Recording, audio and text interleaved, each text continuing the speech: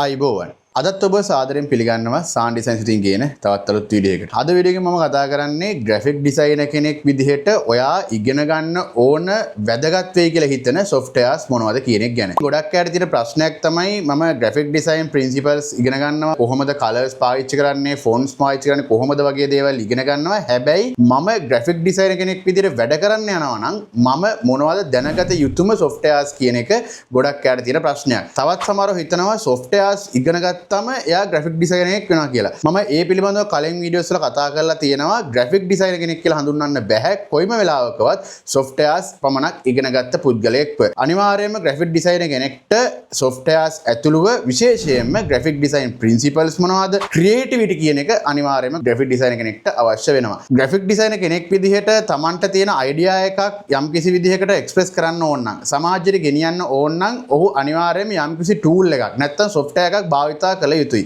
ඒ සඳහා තමයි අනිවාර්යයෙන්ම ග්‍රැෆික් ඩිසයිනර් කෙනෙක්ට ටූල් එකක් අවශ්‍ය වෙන්නේ. ඔයා ග්‍රැෆික් ඩිසයිනර් කෙනෙක් විදිහට වැදගත්ම වෙන සොෆ්ට්වෙයාර්ස් කීපයක් තියෙනවා දැනගත යුතුයි කියලා හිතන අපි යමු වීඩියෝ එකට.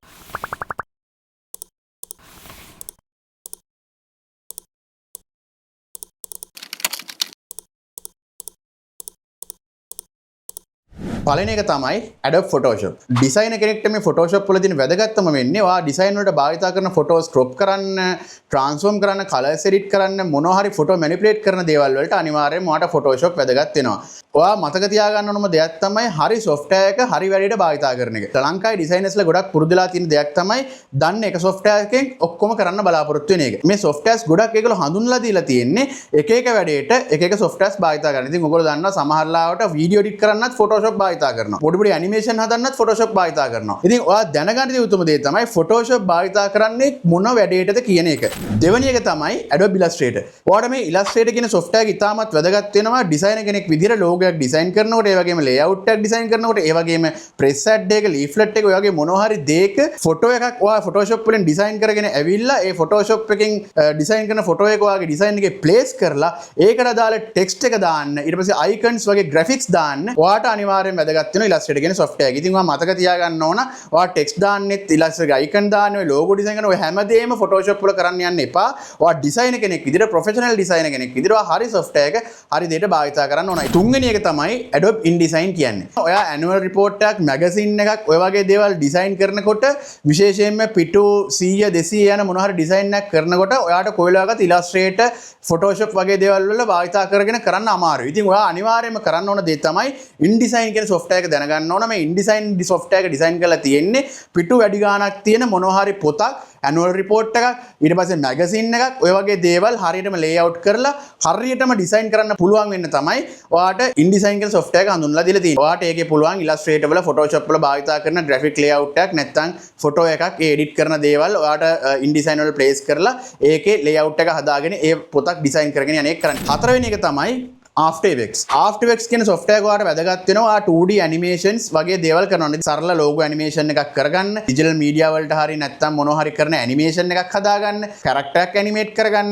පොඩි පොඩි elements animate කරන්න මේ වගේ දේවල් වලට ඔයාලට අනිවාර්යයෙන්ම වැදගත් වෙනවා After Effects කියන software එක. ඉතින් මෙතනින් එහාට ගිහිල්ලා After Effects භාවිත කරනවා film වල visual effects භාවිත කරන්න. ඉතින් එච්චර දුරට ඔය Adobe After Effects ඉගෙන ගත්තේ නැතත් ඔයාට Adobe After Effects වල තියෙන beginner level එකේ ඔයාට දැනගත යුතු දේවල් කීපයක් තියෙනවා. ඊළඟ එක තමයි Premiere Pro කියන software එක. Adobe Premiere Pro කියලා කියන්නේ වීඩියෝ එඩිට් කරන්න Adobe ලා හඳුන්වලා දෙන software එක. තාමත් ප්‍රොෆෙෂනල් මට්ටමේ software එකක්. ඔයා ඩිසයිනර් කෙනෙක් විදිහට ඔයා වීඩියෝ එඩිට් කරන්න ඉගෙන ගන්නවා නම් අනිවාර්යයෙන්ම ඔයා වීඩියෝ එඩිට් කරන්න ඉගෙන ගන්න ඕන.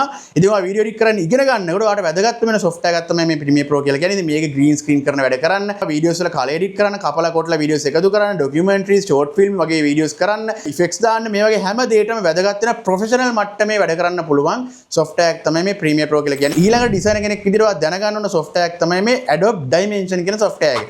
ගොඩ දෙනෙක් මේ ගැන දන්නේ නැහැ සහ ගොඩ දෙනෙක් මේ ගැන කතා කරන්නේ නැහැ. මේ Dimension කියන software එක ඩිසයින් කරලම තියෙන්නේ mockup generate කරන්න. ඉතින් ඇත්තටම mockup realistic විදිහට mockups වලට ඒ image එකක් දාලා mockup එකක් ඔයාට හරියටම හදාගන්න realistic image එකක් out කරගන්න පුළුවන්.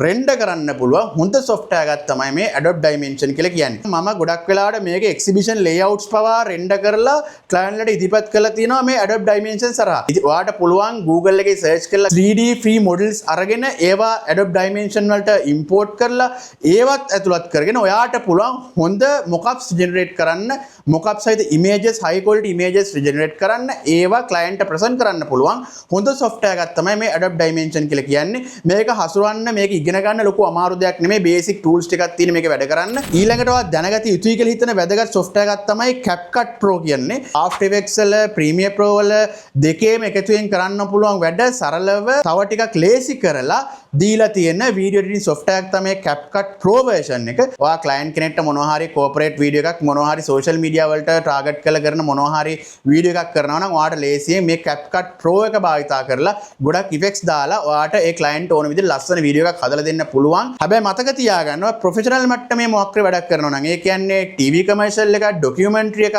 short film එකක්, 2D characters එක්ක මොනවා හරි cartoon වගේ animation එකක් වගේ දේවල් design කරලා මොනවා හරි video එකක් හදන්න බලාපොරොත්තු වෙනවා නම් professional වැඩකට භාවිතා කරන්න ඕන After Effects ඒ වගේම Premiere Pro කියන software දෙක. ඉතින් මේ CapCut Pro කියන එක අඳුන්ලා දීලා තියෙන්නෙම digital content creators ලාට. ඉතින් ඔයාට පුළුවන් social media target කරලා පොඩි පොඩි videos කරනවා නම් ඒ දේවල් CapCut Pro හරහා කරන්න. ඊළඟට කතා කරන වැදගත්ම software තමයි Blender කියන්නේ. 3D models හදන 3D වැඩ කරන්න හොඳම software එකක් තමයි Blender කියන්නේ. ඉතින් මේ Blender කියන එකත් ඉගෙන ගන්න අමාරු software එකක් නෙමෙයි. මේක තනිකරම free software එකක්. ඔයාට පුළුවන් මේක install කරගෙන මේක පාවිච්චි කරන්න. ඉතින් මම ඔයගොල්ලෝ recommend කරනවා Adobe softwares වල genuine license එකක් තියෙන Adobe collections භාවිතා කරන්න. මොකද කලින් පරණ versions වල තිබ්බ Adobe softwares වලට වඩා දැන් අලුතෙන් රිලීස් කරලා තියෙන Adobe collection එකේ තියෙන softwares වල features වැඩි, AI features ගොඩක් දීලා තියෙනවා, වැඩ ලේසි කරලා තියෙනවා.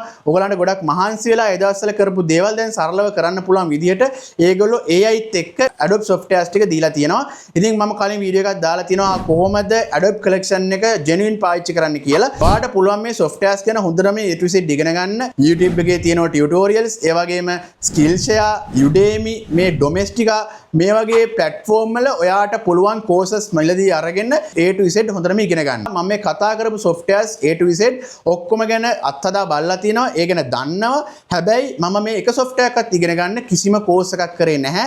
මම මේ සියලුම දේවල් online ඉගෙන ගත්තේ. ඔයා graphic design ඉගෙන ගන්නවා නම් ඔයා බලන්න ඕන softwares ඉගෙනන තැන් වලට යන එක නෙමෙයි. ඔයා අනිවාර්යෙන් බලන්න ඕන design principles, design theories, creativity ගැන උගන්වන තැන් මොනවද කියලා. අන්න ඒ වගේ තැනකට ගිහිල්ලා ඔයාට පුළුවන් design ඉගෙන ගන්න. හැබැයි softwares ඉගෙන ගන්න ඔයාට ඕන තරම් මේ online platform භාවිත කරන්න පුළුවන්. ඉතින් ඔයාට පුළුවන් මේ පල්ලෙහා දාලා තියෙන link එකෙන් San Designs WhatsApp group එකට join වෙන්න.